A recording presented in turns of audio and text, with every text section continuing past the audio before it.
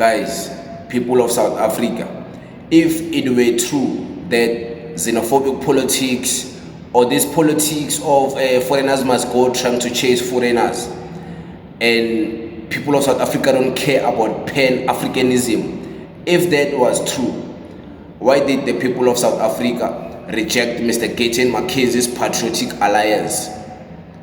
Why did people of South Africa reject Mr. Herman Mashaba and Action SA?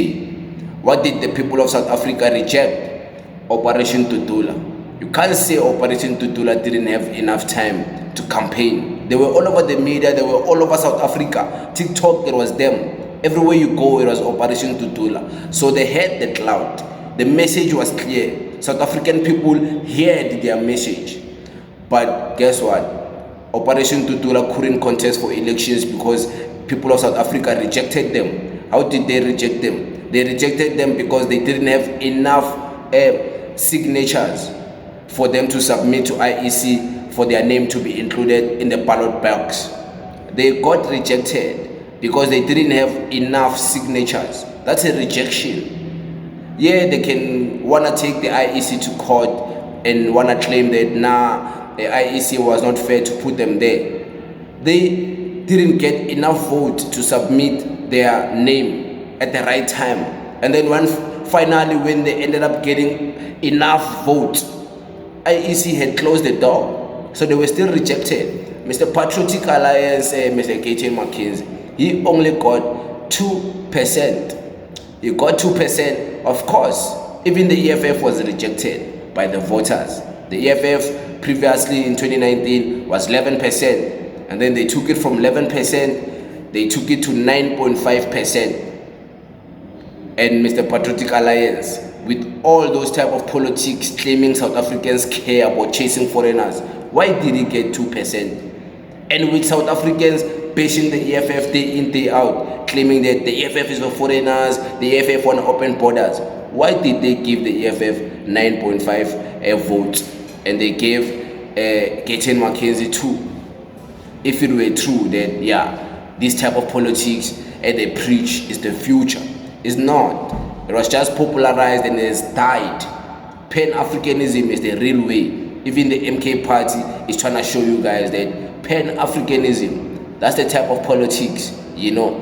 I interviewed a lot of celebrities at Back to the City about black unity, about Pan-Africanism. You'll be amazed at things they were saying. I will upload the video soon so you can see. So why was Mr. Herman Mashaba rejected by the people of South Africa, with him trying to close down sponsor shops, encouraging South Africans to open their own tuck shops? Why is he rejected?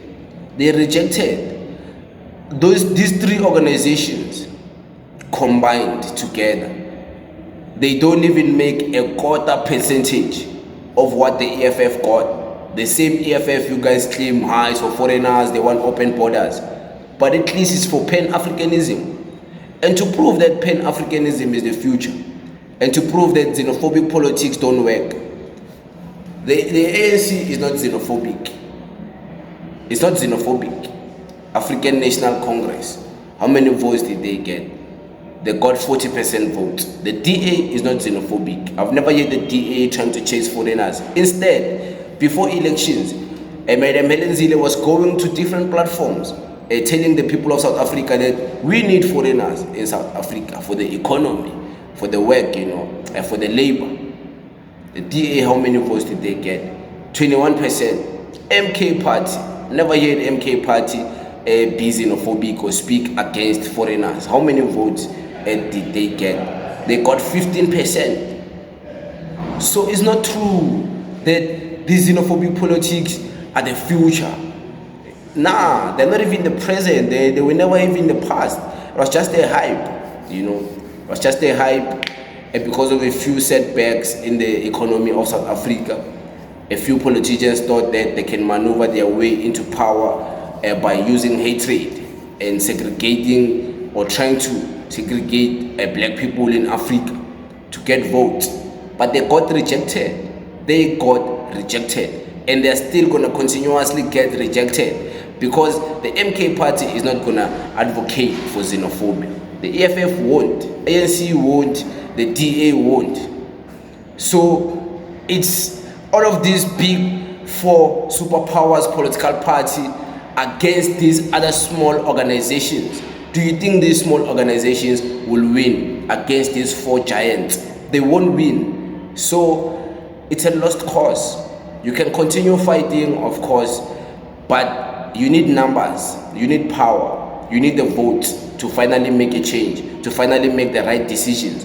And with the amount of vote you guys are getting with your organizations, I don't think you'll make any change anytime soon. But it is what it is. Thank you very much.